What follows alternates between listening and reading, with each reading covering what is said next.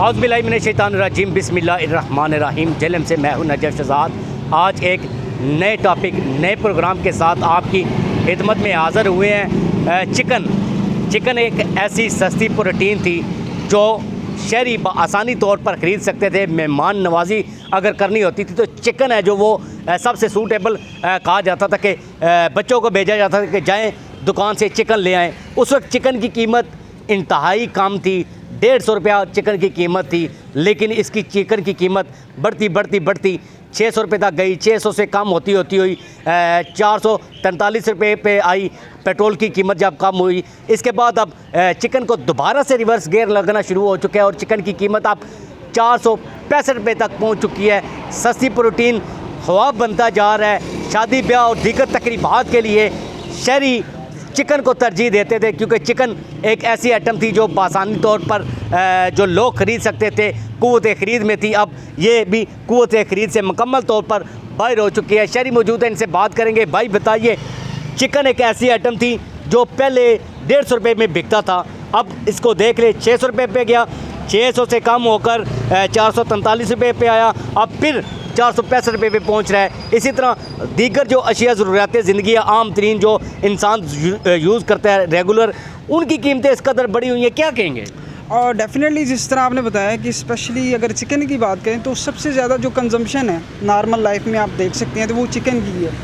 तो जिस तरह आपने बताया कि 443 से 465 तक रेट गया अभी स्टिल जो चल रहा है, और ये कुछ दुकानदार ऐसे हैं कि जो 465 से ज़्यादा भी बेच रहे हैं। तो दिस इज़ वेरी अलार्मिंग, क्योंकि एक आम आदमी के लिए जो चीज़ उसकी क्या उसे कह सकते हैं कि अफोर्डेबिलिटी से ही बाहर चली गई है, तो ये बहुत ज़्यादा एक क्या उसे कहते हैं कि अलार्मिंग साइन है। और it's a request to the whole government कि they should make some steps toward these things as well, because ये वो चीज़ें लाइक कोई भी अगर गेस्ट आते हैं या कोई नॉर्मल फंक्शन होता है तो वहाँ पर सबसे ज़्यादा जो कंजम्पशन है बेसिकली आपको पता है कि वो चिकन की है, ठीक है।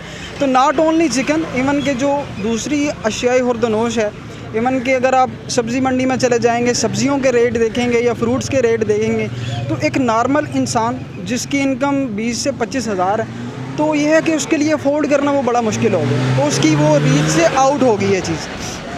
तो इट्स अ रिक्वेस्ट कि जो भी इस वीडियो को देख रहा है, जो अफसराने वाला है, कि उनको इस चीज़ पर जो है थोड़ा सा फोकस करना चाहिए, rather than wasting the time on somewhere they should promote these things definitely. क्योंकि अगर एक नॉर्मल आदमी की अगर उसकी बेसिक जो नीड्स हैं वही नहीं पूरी होंगी तो हाउ दे कैन सर्वाइव, ठीक है। तो जब उनका सर्वाइवल होगा तो डेफिनेटली वो बिज़नेस की तरफ जाएंगे और इससे कंट्री की जो है इकानमी बूस्ट होगी।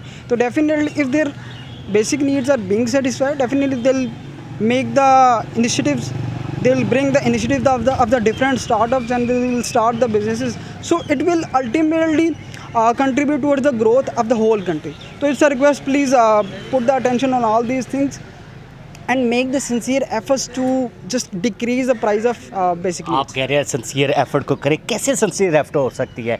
निगरान हुकूमत है, निगरान हुकूमत क्या कर सकती है? निगरान हुकूमत तो आई है इलेक्शन करवाने के लिए, तो क्या समझते हैं मुल्क में इस्तेकाम कैसे आ सकता है? क्या कोई इनिशिएटिव ऐसे हो सकते हैं? सबसे पहले तो जैसे आप देख सकते हैं सोशल मीडिया पर भी एक ही बात होती है कि इलेक्शन करवाएं, जो हुकूमत इलेक्ट होकर आती है वो मुल्क को आगे लेकर चले। तो अब सूरत तो आपके सामने है, जो भी है, क्या समझते हैं क्या होगा?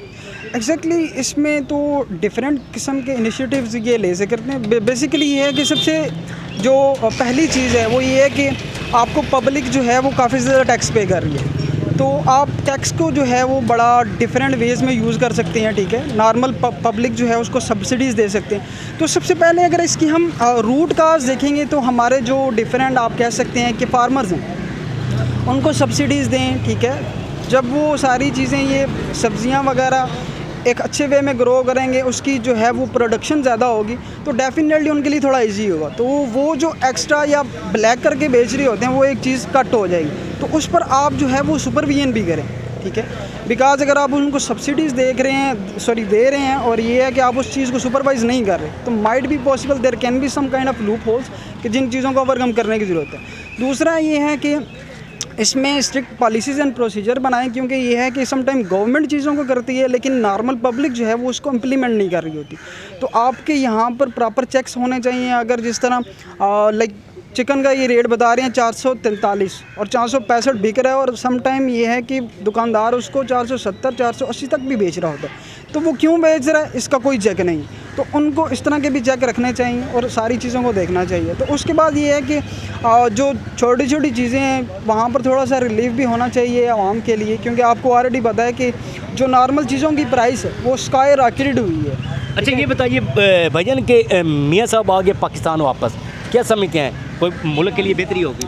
सर सबसे पहली चीज़ तो ये है कि देखें कोई भी बंदा आता है या कोई भी बंदा जाता है तो उनको एक ये कोशिश करनी चाहिए कि मुल्क के लिए वो सोचें, ठीक है। अब उनका आना ये नहीं है कि मुल्क चेंज हो जाएगा, ठीक है, दैट मेक्स नो सेंस।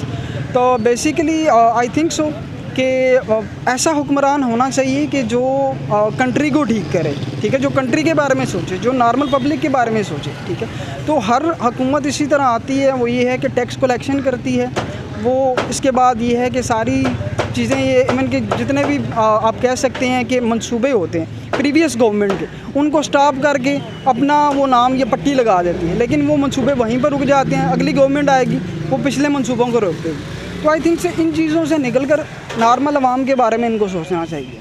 अवाम के बारे में कैसे सोच सकते हैं? अवाम के बारे में अगर सोचते होते तो आज अवाम है जो महंगाई की चक्की के तले ना पिस रही होती।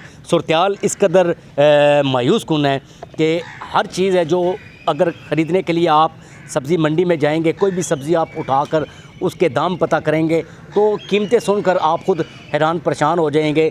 तो इस सूरत में जो दिहाड़ीदार तबका है जो 500 से 1000 रुपया एक दिन का कमाता है, उसने अपने बच्चों को क्या पढ़ाना है, उसने अपने बच्चों का मुस्तकबिल क्या बनाना है।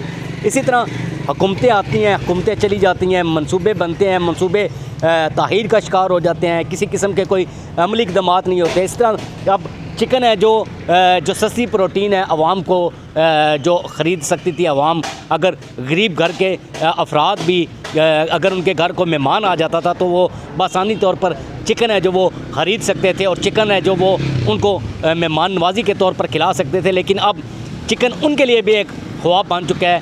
इसी तरह शहरियों का भरपूर मुतालबा है कि खुदारा चेक एंड बैलेंस रखे, ज़िली इंतज़ामिया भी है वो भी फील्ड में निकले, जो प्राइजेज़ हैं जो वो शो की जाती हैं उसके बिहाइंड द सीन कुछ और होता है।